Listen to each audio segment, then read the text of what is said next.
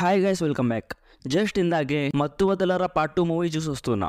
Movie ఎలా ఉంది, ఈ వీకెండ్కి థియేటర్లో చూడొచ్చా అనేది మాట్లాడుకుందాం. ముందుగా మన ఛానల్కి కొత్తగా వచ్చుంటే ప్లీజ్ సబ్స్క్రైబ్ చేసుకోండి గైస్. సింపుల్గా ప్లాట్ ఏంటంటే, ఇప్పుడు మన హీరోస్ హీ టీంలో వర్క్ చేస్తుంటారు. హీ అంటే హెల్ప్ ఎమర్జెన్సీ అని అర్థం. వాళ్ళు ఆ టీంలోకి ఎలా వెళ్ళారు అనేది మీరు మూవీ చూసి తెలుసుకోవాలి. వెళ్ళాక అక్కడ వాళ్ళకి వచ్చే శాలరీ వాళ్ళకి అస్సలు సరిపోదు. ఒక పెద్ద కేసులో డబ్బులు నొక్కేయాలనుకుంటారు. అప్పుడే వాళ్ళకి ఒక కిడ్నాప్ కేసు వస్తుంది. నెక్స్ట్ ఏం జరిగింది అనేది బేసిక్ ప్లాట్. సో ఫస్ట్ థియేటర్లో చూడొచ్చా అంటే డెఫినెట్లీ థియేటర్లో చూడాల్సిన సినిమా గైస్. కామెడీ మాత్రం అద్దిరిపోయింది. ఫస్ట్ హాఫ్ అంతా నవ్వి నాకు కడుపు నొప్పేసింది గైస్. ఎస్పెషల్లీ సత్య మాత్రం విశ్వరూపం చూపించాడు. వన్ మ్యాన్ షో అనొచ్చు. అసలు ఆయన లేకపోతే ఈ మత్తు వదలరా ఫ్యాన్సీసే లేదనిపిస్తుంది. Simply outstanding performance guys.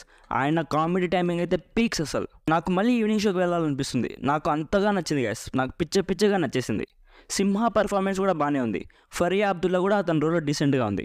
And Sunil గారు కూడా ఉన్నారు. ఆయనకి పెద్దగా కామెడీ సీన్స్ ఏం లేవు, కానీ ఉన్నంతవరకు ఫేషియల్ ఎక్స్ప్రెషన్స్తో బాగానే నవ్వించారు. ఏంటి బ్రో అన్ని పాజిటివ్సే చెప్తున్నావు, అసలు నెగిటివ్స్ లేవా అంటారా? ఉన్నాయి గైస్, కొన్ని నెగిటివ్స్ ఉన్నాయి. ఎక్స్ట్రాడినరీ ఫస్ట్ హాఫ్ తర్వాత సెకండ్ హాఫ్ చాలా డల్ అయింది అనిపించింది. అంటే ఆ కేసెస్ని, ఆ కేసు వెనుక ఉన్న కల్పిట్స్ని చూపిస్తారు. అక్కడ కొంచెం డౌన్ అయింది అనిపించింది.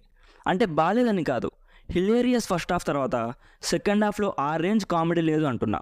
సెకండ్ హాఫ్లో కొన్ని కామెడీ సీన్స్ ఉన్నాయి, but compared to first half అంత లేవు. సెకండ్ హాఫ్లో కొంచెం తక్కువ అయ్యాయి అనిపించింది. And main shout out to the director.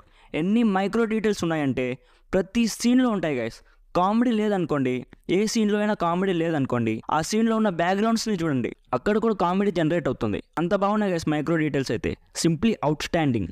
సినిమాలో బ్యాక్గ్రౌండ్లో ఉన్న ఏ వస్తువు అయినా జస్ట్ పేరుకే ఉండదు గైస్. అక్కడ కూడా డీటెయిలింగ్ ఉంటుంది, అక్కడ కూడా కామెడీ ఉంటుంది. అది మాత్రం నాకు బాగా నచ్చింది. అండ్ బ్యాక్గ్రౌండ్ స్కోర్ కూడా చాలా బాగుంది గైస్. సీన్స్లో అండ్ సిచ్యువేషనల్ కామెడీలో బాగా వర్కౌట్ అయింది. మెయిన్గా సినిమా అవగానే లేచి వెళ్ళిపోకండి గైస్. సినిమా లాస్ట్లో ఒక సాంగ్ వస్తుంది.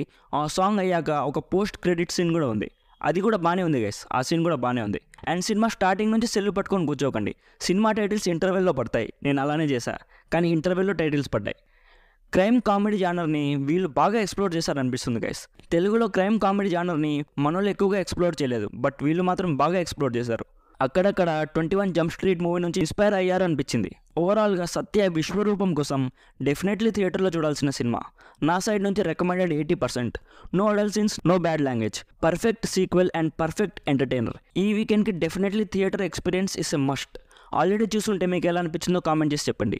అండ్ వీడియో నచ్చితే ప్లీజ్ మన ఛానల్ని సబ్స్క్రైబ్ చేసుకోండి guys. Thank you so much for watching. Bye bye. జై హింద్.